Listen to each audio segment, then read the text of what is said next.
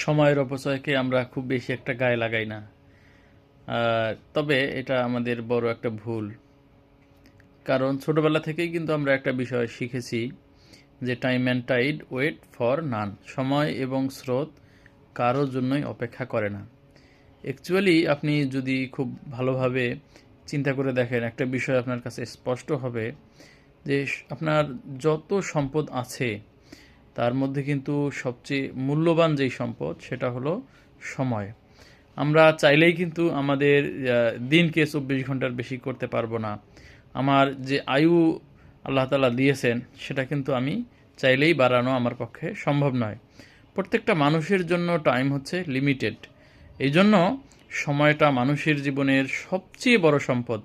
আমাদের উচিত সময় যাতে কোনোভাবেই অপচয় না হয় সেই বিষয়টা খেয়াল রাখা। আরেকটি বিষয় সেটা হলো যে পৃথিবীতে যারা ধনী মানুষ আছে তারা কেন ধনী?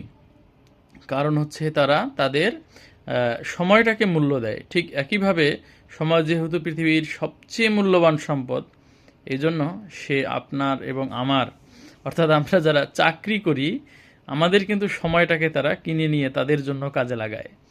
তো এই জন্য একটু সচেতনভাবে আমাদেরকে এই বিষয়গুলো খেয়াল রাখতে হবে যাতে কোনোভাবে আমাদের সময় অপচয় না হয়। একইভাবে আমরা যাতে আমাদের সময়ের বেস্ট ইউজটা করতে পারি, সেটা আমি আমার নিজের জন্য কাজে লাগাতে পারি বা আমার ওয়েলবিইংয়ের জন্য কাজে লাগাতে পারি, এই বিষয়টা আমাদেরকে নিশ্চিত করতে হবে।